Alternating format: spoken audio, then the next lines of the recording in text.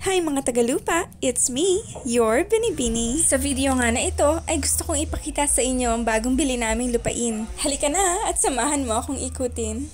Kasama ko nga pala si Buryok at saka si Yolanda. Si Yolanda yung kabayo at si Buryok naman tagahila ng kabayo. Tara mag-ikot-ikot muna tayo. Charis, practice lang! Nandito nga tayo sa airport at naghihintay ng boarding. At nung all packs on board na nga ay naghihintay kami ng clearance mula sa control tower. Hindi rin kasi sila magbibigay ng clearance hanggat may palapag or paalis na ibang eroplano. Ang control tower kasi ang nagsisilbing mata ng lahat ng mga piloto. May traffic din kasi sa Himpapawid kaya silang nakakakita at nakakapag-control kung sino dapat bigyan ng clearance. Sa katunayan nga ay ilan lamang to sa kanilang mga duties and responsibilities. Kaya naman saludo ako sa lahat ng mga taga-control tower. At syempre, saludo din naman ako sa lahat ng mga nagtatrabaho sa airport, lalo na mga ground staff dahil doon ako nagsimula. At ngayon nga wala tayong masyadong makita dahil nasa Himpapawid na tayo. Pero tignan nyo naman, kahit ulap lang ang nakikita, napakaganda pa rin sa mata. Pero ewan ko ba, tuwing titingin ako sa bintana ng eroplano, iba talaga ang pakiramdam ko. Pakiramdam ko kasi isa ako sa mga iniwan sa ere. Charis, hoy! O huwag mong saseryosohin yun na. Ako lang seryosohin mo. Charis,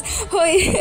Ito na nga nakalapag na tayo. And guess what kung nasaan tayo? Malamang nasa airport pa rin tayo kasi pababa pa lang ako ng hagdan ng eroplano. Pero ito na nga, sobrang init dito sa lugar na pinuntahan ko. AirAsia nga palang sinakyan ko. At ito, familiar ba sa inyo to? Parang tuktok ng Thailand, di ba? Pero hindi. Nasa Bohol lang ako. At ito, nagsisimula na nga akong magmaganda dito. Paakyat nga pala ako ng view deck ng Chocolate Hills. At ito, hindi nga siya ganun kakulay tsokolate kasi ang panahon ay hindi masyadong maganda. Ang sabi kasi ng mga taga rito, magkukulay tsokolate talaga siya kapag sobrang tirik ng araw. Sunod nga naming pinuntahan itong Tertiary Conservation Area. At dito ko napatunayan na totoo nga ang chismis. Sobrang liliit talaga nila. Dahil nga umuulan, sumisilong sila sa mga malalaking dahon. Mahigpit na pinagbabawal nga rito ang pag-take ng pictures with flashes. Dahil nocturnal animal nga sila o mas gising sila sa gabi, sensitive ang kanilang mga mata sa liwanag. Bawal nga rin mag-ingay tuwing bibisita ka sa mga tertiary. During daytime kasi sila natutulog. Kaya kung magigising sila sa ingay ay baka may stress sila. Which of course we do not want to happen dahil iilan na lamang sila sa mundo at kailangan natin silang i-conserve. At kung bawal nga mag-ingay sa Tertiary Conservation Area, kabaligtaran naman dito sa Lubok River. Itong Lubok River nga ang isa sa pinakamagagandang destination dito sa Bohol. Located nga ito sa bayan ng Carmen, halos sentro lang din ng Bohol. Napansin ko nga rito, halos lahat ng mga tao ay foreigners o dayuhan. Dito ko nga lang makikita na napakabilis kong makatawid ng barko. Nakatatlong tawid nga pala ako papunta sa upuan ko. Bago ka kasi makakuha ng upuan, bibili ka muna ng ticket at yun yung presyo ng kakainin mo. Kung di nga ako nagkakamali ay nagkakahalaga siya ng 800 plus per head. Pero sulit na sulit naman dahil napakaraming pagkain ang pagpipilian mo. At syempre, ito na nga rin ang moment ko para makapag-reels. Sobrang ganda kasi talaga dito mga Tagalupa. Kaya naman inaura ko na ng bonggang-bongga. Nakakatuwa nga dahil madami kang floating boats na makikita. Nakakatuwa nga dahil tuwing magkakasalubong ang mga boats namin, kumakaway yung mga tao. Parang instant celebrity talaga ang eksena. Maraming ang gwapo rito. STM mga pagkain pala. Di ko na nabidyohan kasi nahihiya ako. At baka pagbayadan pa ako pag nahuli ako ng video. Charot! Pero napakadaming ang pagkain at options. Pero ikaw hindi kita gagawing option, charing. At ito na nga ang isa sa mga highlights ng floating restaurant. Ito nga ang stopover version dito sa Lubok River.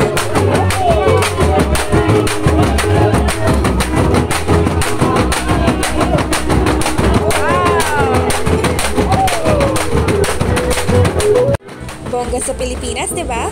Only in the Philippines. Pagtapos nga namin mag-lunch, pumunta kami agad dito sa Zoetic Animal Park para kitain ang mga friends mo. Chari! Kahit saan nga ako tumingin sa paligid ko, napakadaming ahas. Pero dito ka nga lang daw makakakita ng mga ahas na mababait. Nakita ko nga rin dito si Pagaspas. Kasama si Mulawin. May mga unggoy nga rito na nagsisightseeing lang sa mga tao. Pero bakit ang tono ng boses ko ay parang hinahanap ko na si Doraemon?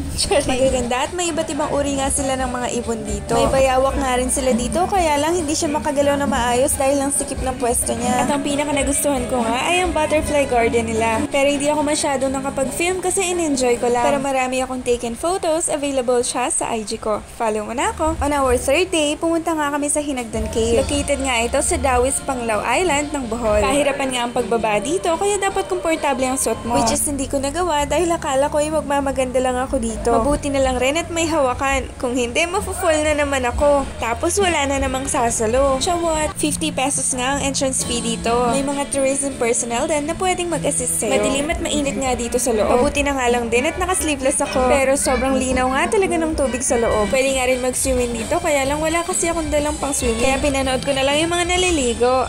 Hindi rin ganun kalamig ang tubig dito. Pero pwede na rin dahil mainit nga talaga sa loob. Grupo-grupo nga mga dumadayo dito. Kami kasi DIY tour. Meaning, di ba, independent yard? Ay, do-it-yourself tour pala yun. Down to our last stop, the South Farm. Malapit lang din ito sa Hinagdan Cave, kaya pinuntahan na namin. Ito nga rin pala ang sinasabi ko sa inyong hacienda ko. Napakaganda kasi, sana magkaroon din ako. Napakaraming ang taniman dito at marami ding mga hayop ang makikita dito. Kahit napakalaki nga ng farm na to, hindi ka maliligaw dahil maraming signage boards. Parang ibang mundo na nga napuntahan ko rito. Palagay ko ito na nga rin ang entrance papuntang Encantadia at Lereo. Kakalakad ko nga, napunta ako dito sa mga bahay ng mga bunnies. Pagpasok ko nga dito, mayroon na agad nag-assist sa akin at binigyan ako nitong dahon na pagkain ng mga bunnies. Binigay ko na nga ito at napakarami lumapit sa akin. Hindi ko naman alam na nandito palang Wonder Pets. Sobrang dami talaga nila dito. Tignan nyo nga tong isang to, dami na nga niyang nakain pero tumatakbo pa rin siya at tumatayo. Marami naman silang pagkain dito pero hindi ko alam bakit gutom na gutom sila. Nilapitan ko nga yung mga nakahiwalay sa marami. Sila pa lang may mga may sakit sa balat. Sabi ng caretaker, kailangan muna silang ihiwalay habang ginagamot sila para hindi mahawa yung iba. Tignan nyo nga tong isang to, sumampa pa sa legs ko. Gusto pa atang magpauwi. Iniwan ko na nga muna sila at naglakad muna ako. Nakita ko nga itong mga kahoy na ito.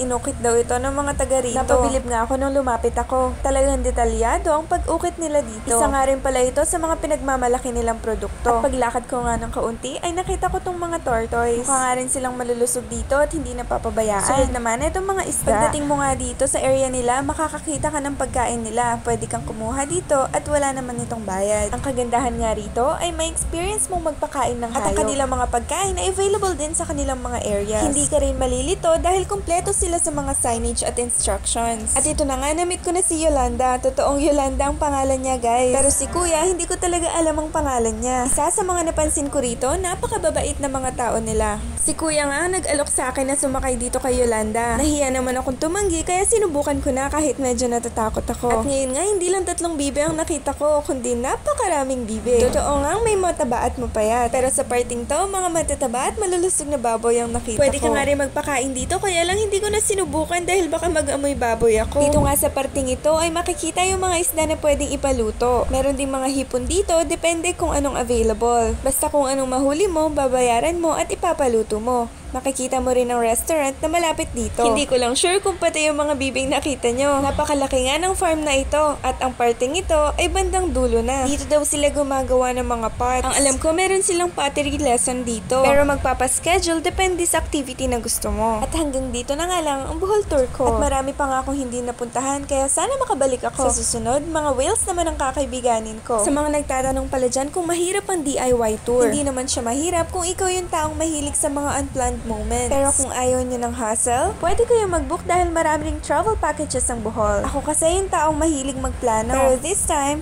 I can say na nag-enjoy ako. For more travels this coming 2024. Happy New Year, everybody!